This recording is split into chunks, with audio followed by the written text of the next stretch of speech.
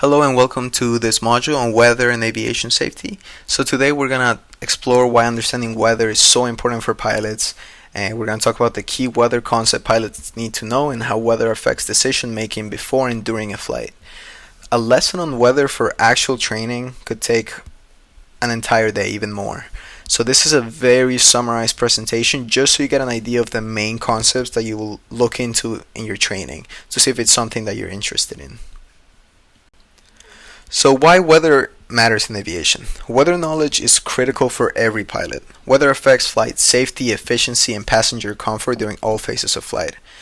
Adverse weather like turbulence, low visibility, icing, thunderstorms, and other things can significantly affect how a flight is operated and the decision a pilot needs to make.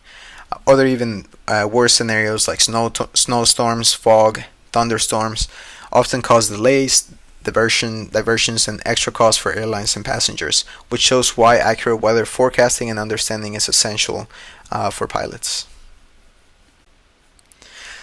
So, as we start diving a little bit into how weather works, weather happens in the troposphere. So, a troposphere is the layer of the atmosphere that extends up to around between 10 to 18 kilometers from the surface, containing most of the Earth's mass and almost all weather we experience.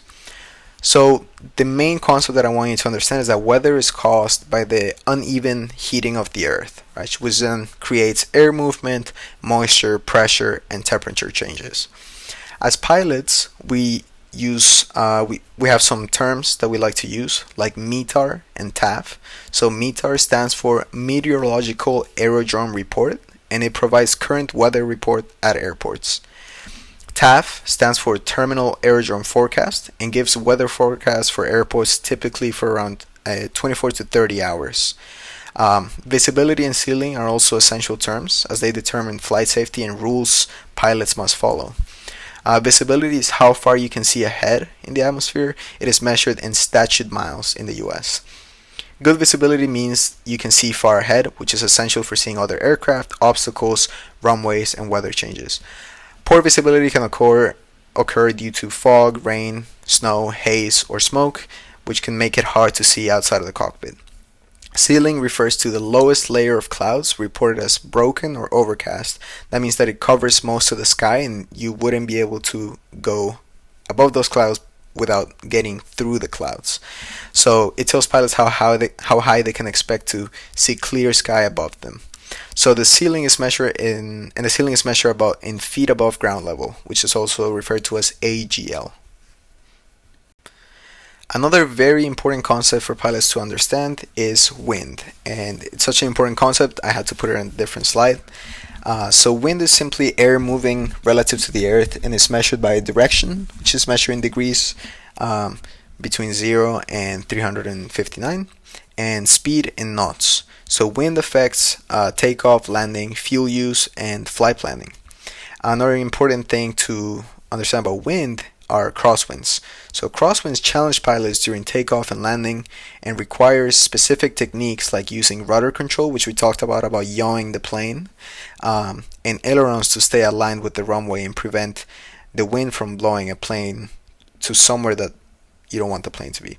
Then there's another important fact to know, which are gusts. So those are sudden increases in wind speed, and turbulence, which is irregular air movement, and it requires pilots to stay vigilant and make adjustments to ensure the safety of the flight.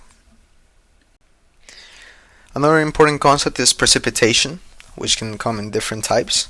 It can be rain, drizzle, snow, and hail, and each of them are going to affect the flights differently. But all of them can affect and reduce visibility, which requires pilots to use instruments to land safely during poor weather conditions.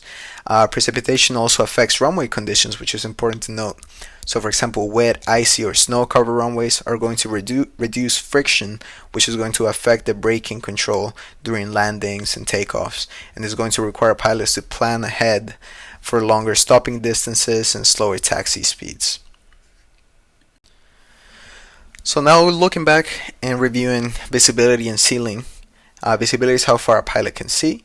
and ceiling is the highest or of the highest level of the lowest cloud layer that is reported as broken or overcast.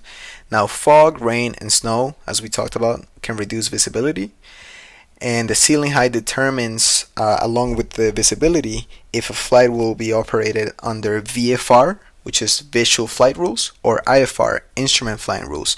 So now we're tying this a little bit more into what we talked about in the first lesson, which is the licenses, right?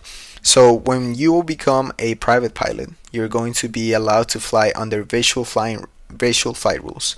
That means you are still going to be flying with your eyes outside of the cockpit, right? You'll use your instruments for sometimes, but not primarily.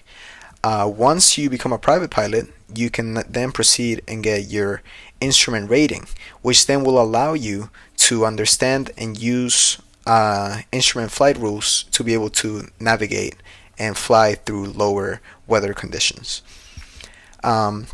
So that's why it's important to plan ahead, right? If you see that the weather is dropping and you are not IFR rated, or the plan or the flight that you're trying to make is not under instrument conditions, then that's why it's important to understand the weather conditions and forecasts.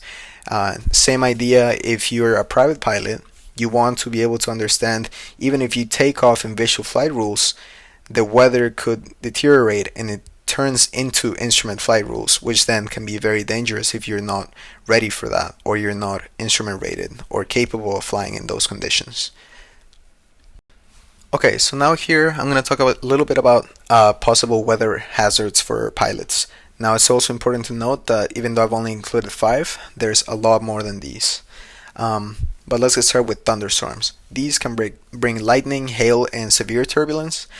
Severe turbulence, especially on a small plane, is more than likely going to absolutely destroy the plane.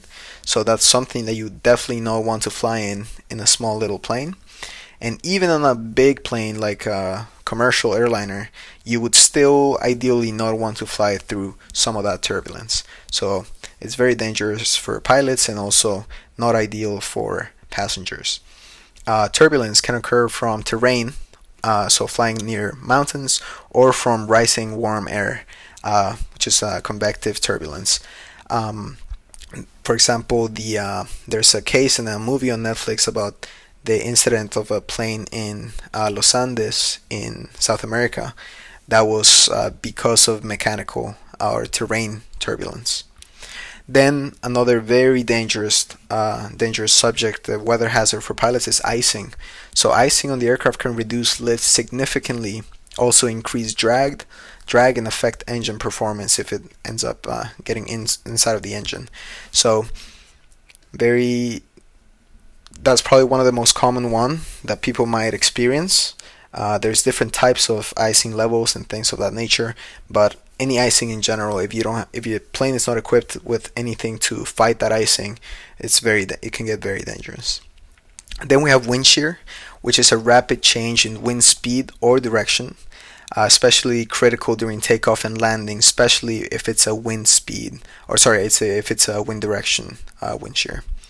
Microbursts are associated with thunderstorms and are sudden, intense downdrafts. So it's pretty much, imagine the thunderstorm just dropping air down, and then if that ends up hitting a plane, it's a mix of wind shear and it can put the plane in a lot of stress, and it can cause dangerous lift loss close to the ground, which then can lead to very dangerous situations. Now, these are just some examples of extreme weather hazards. Something simple as low ceilings can still be considered a hazard, and even though these seem like very dangerous situations, that's why it's so important for pilots to be aware of these, because all of these can be prevented before you even take off, because nowadays there's so much technology in order to be able to detect all of these situations. So understanding them and being aware of them is extremely important.